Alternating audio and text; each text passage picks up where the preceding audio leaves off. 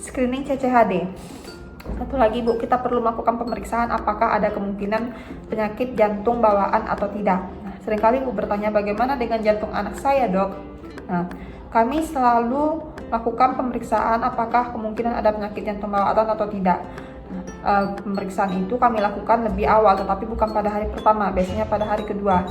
Pada hari kedua kami selalu rutin melakukan pemeriksaan kelainan jantung bawaan, yaitu namanya pemeriksaan screening CCHD atau Critical Congenital Heart Disease, di mana di pemeriksaan ini kita membedakan saturasi oksigen di lengan kanan dan dengan anggota tubuh lainnya.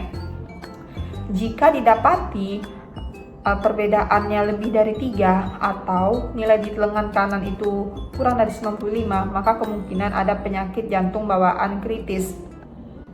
Jadi, Ibu jangan cemas karena semua bayi yang dirawat di sini akan kami lakukan pemeriksaan apakah ada kemungkinan kelainan jantung bawaan pada hari kedua. Jika ada masalah, maka kami punya dokter konsultan jantung dan alat eko yang memadai dan lengkap. Selanjutnya ada USG kepala. Jadi USG kepala ini dilakukan pada bayi usia di bawah 30 minggu dan berat di bawah 1500. USG kepala ini dilakukan sebanyak 3 kali, yaitu pada bayi usia 1 minggu, kemudian usia 1 bulan, dan ketika bayi pulang dari perawatan neonatus.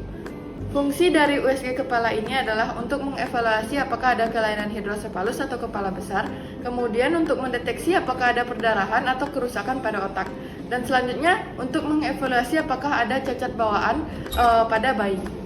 Jadi kalau lingkar kepalanya besar, belum tentu bayinya itu cerdas ya Ibu.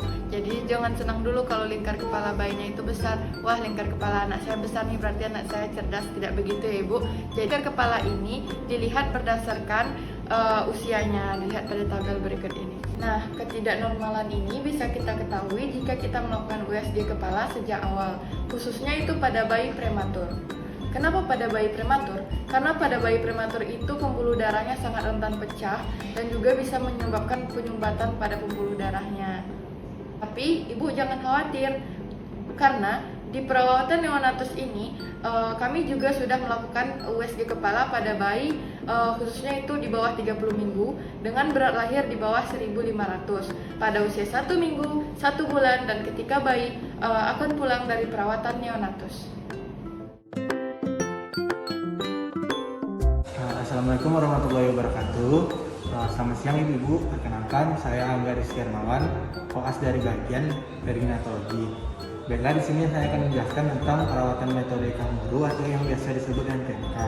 Nah, jadi ibu-ibu yang bayinya prematur sudah diizinkan pulang, memang respiratornya sudah bagus, minumnya sudah baik, tidak butuh oksigen lagi. Namun karena berat badan lahirnya itu rendah Bu ya, kurang dari 2.500 gram. Nah, itu tuh mudah Bu terpapar dingin.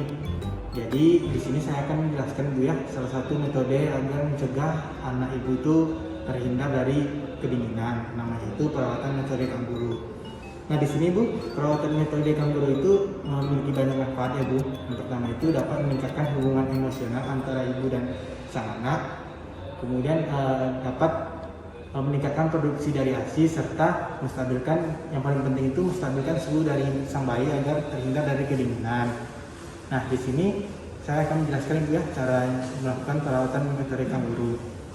Sini ibu gunakan pakaian seminimal mungkin, atau kalau lebih baik itu langsung ke kulit ya, anaknya diletakkan.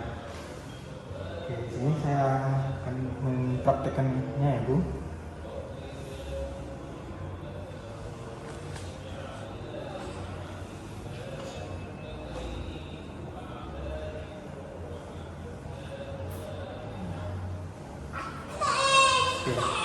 Bayinya digendong Bu dan diletakkan di dadanya. Dada itu diletakkan di dada kita Bu. Kemudian dapat ditutup dengan menggunakan kain panjang atau kain untuk menggendong sang bayi.